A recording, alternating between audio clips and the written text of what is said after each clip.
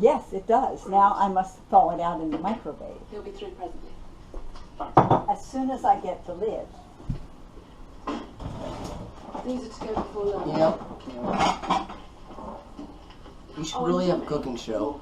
Make sure the first class ones go first. Really? It wouldn't have to be like, it wouldn't have to be on TV. It just have to be like a YouTube cooking show. Good morning. Our beef gravy. Inspector Morse. This is Sergeant Really? Jones. The selfie stick only has so much It's not reach. Sylvia. I take it. Well, the funny thing is, hold on, I'm gonna. Yes. I can still see your entire face in the camera. Really? Yeah.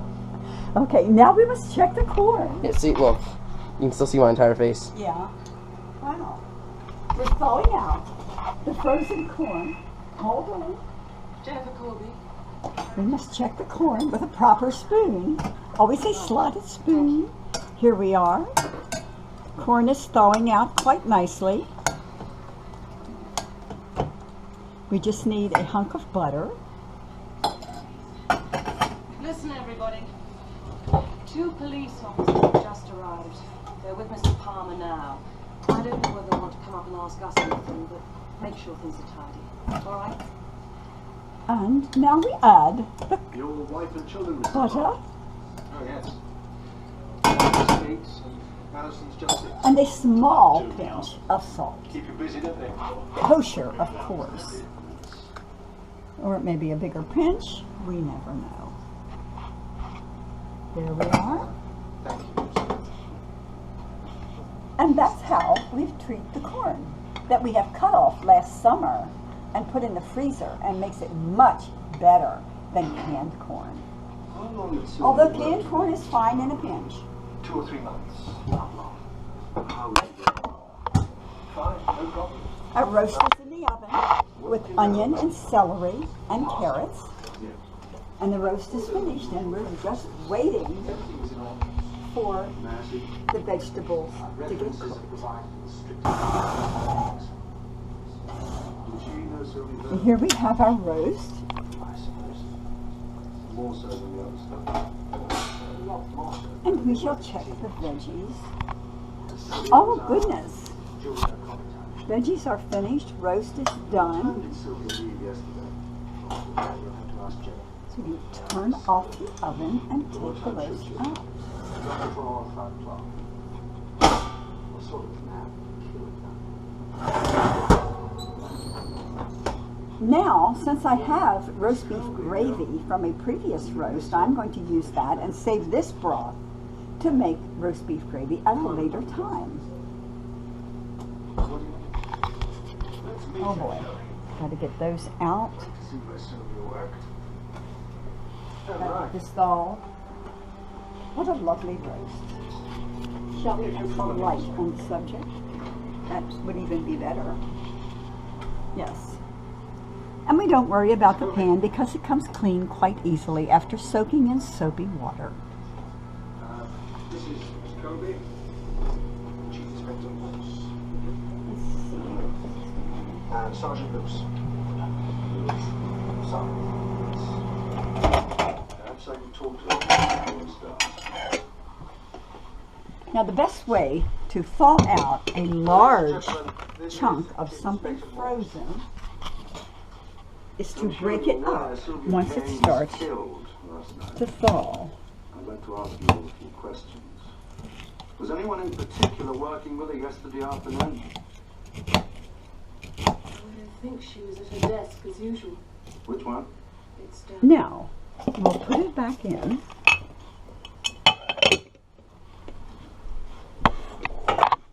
This one here. Has anything been touched since yesterday? I do think so. Might not want that in the background. Okay. And as always, we keep our hands impeccably clean. Unlike those of my cameraman.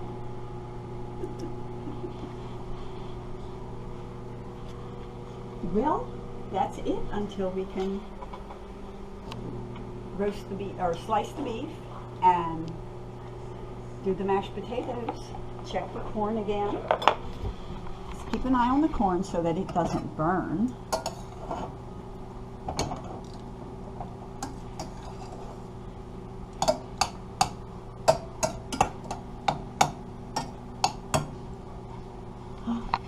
Very good.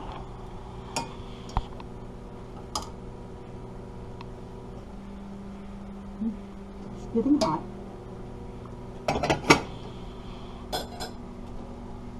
And we'll cut the fire back to very low.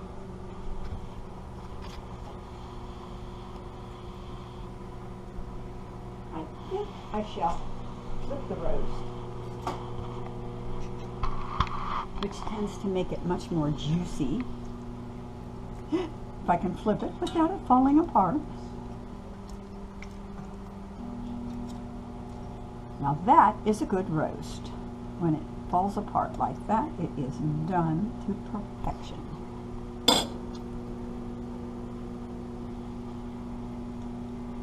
Okay, give me a little.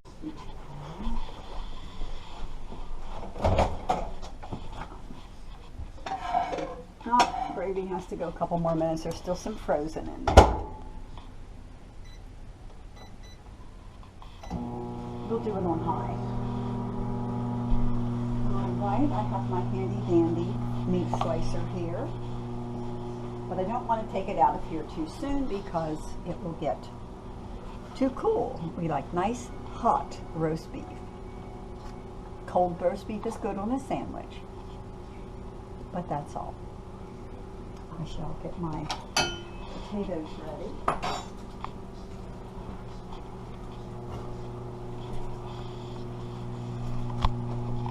And you will find that the Bob Evans potatoes are quite good.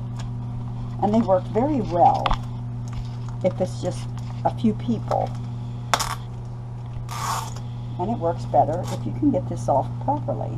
This one does not want to come loose. And I need my trusty cooking fork.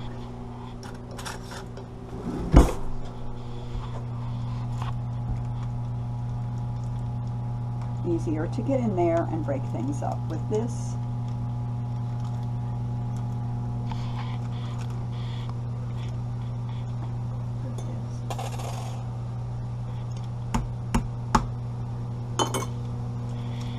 And these will go in for 3 minutes when the gravy is finished.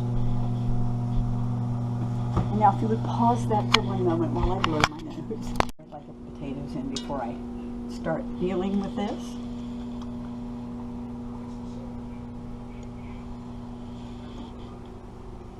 This is going to be so boring unless you edit out a lot of unnecessary stuff. I am.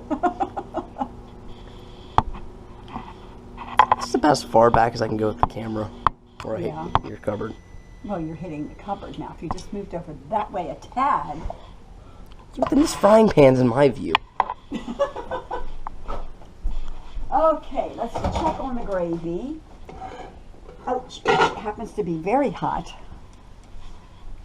Therefore, I need this. It's always wise to have pot holders when you're checking things in the microwave, because contrary to what a microwave manual will tell you, items do get hot on their handles, especially when they're glass.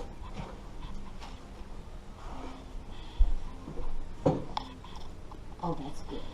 Now, put the potatoes in.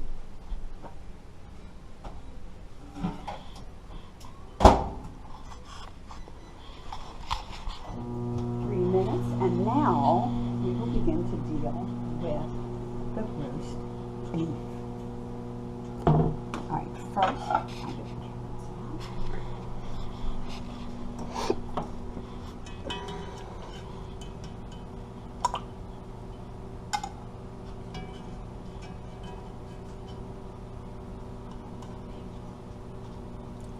This particular item by the chefs on TV is called a spider. Now, I don't like spiders in particular, but I like this one.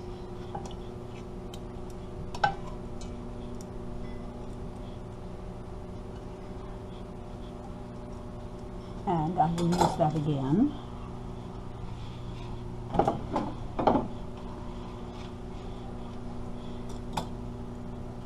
Now, to remove the roast beef from the pan, hopefully without it falling apart any more than it is right now,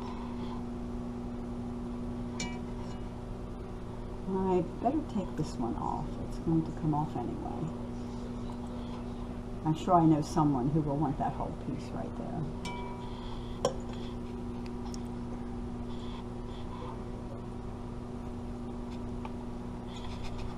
Now, when I take it out of the broth, I like to turn it over so that the juices can drain back down through.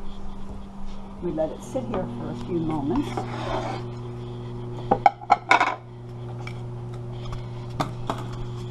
And I will strain my broth.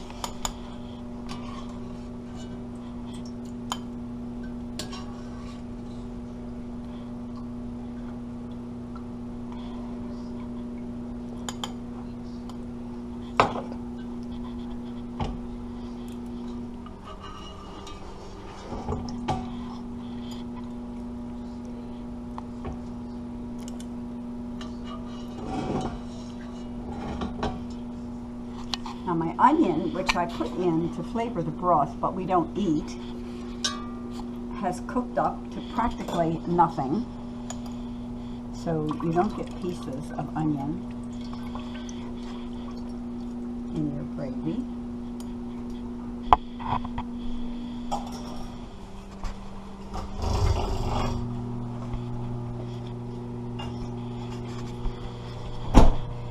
And I like to clean it as I'm going along.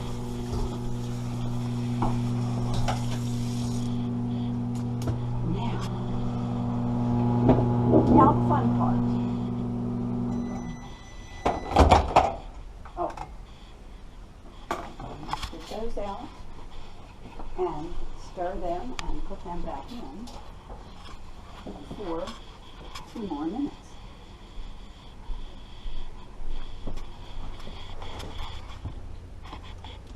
Do this quickly without scorching my fingers. This fork is better for this. What I like about the fork for this as opposed to a spoon is that it allows the milk and the juice from the potatoes to blend in better because of the prongs on the fork.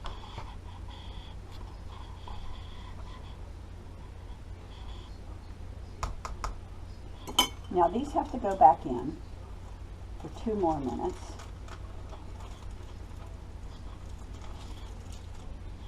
And while they're getting ready, I will slice the roast beef.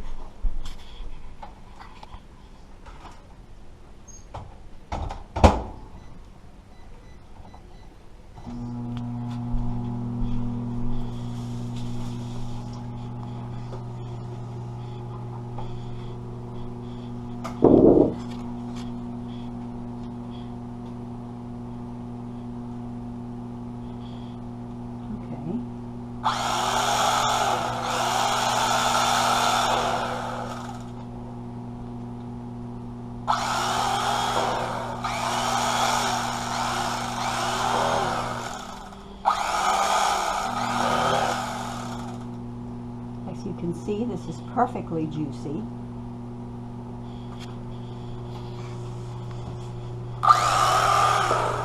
You can see the juice on the cutting board.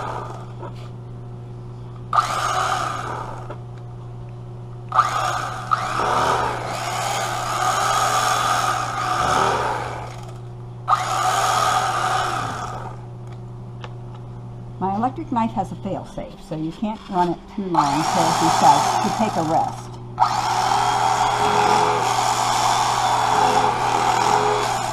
Unless I grip it with 2 hands.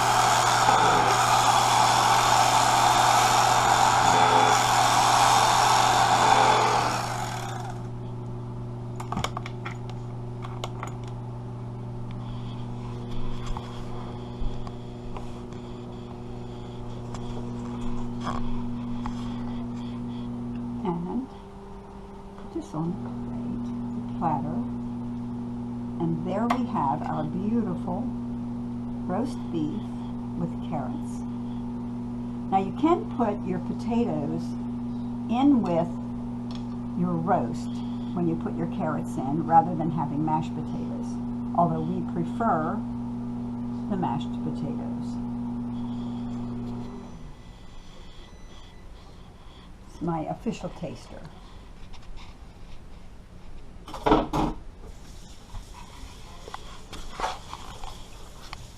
Rinse this off and we're finished.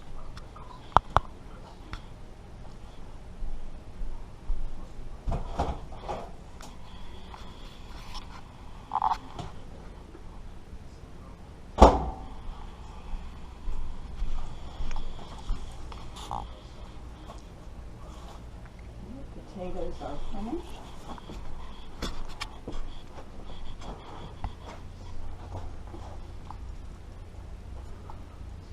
And we have wonderful, hot and fluffy mashed potatoes. And since we're not doing anything fancy, we're just going to eat them right out of here, which is very handy. I'm going to put these on the table.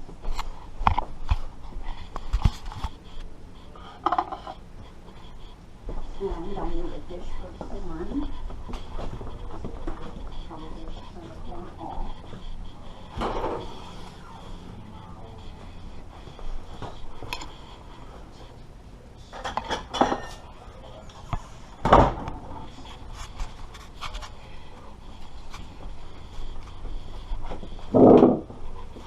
Okay, the corn, and it gets warm.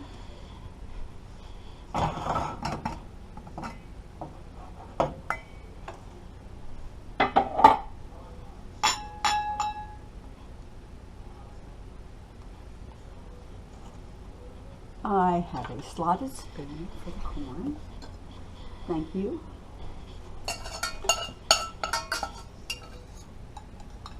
So now all we need is the gravy. I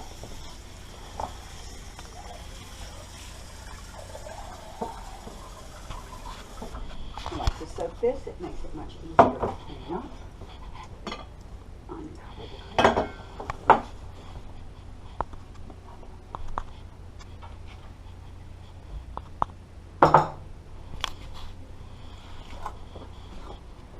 Stop on the way over for the gravy ladle.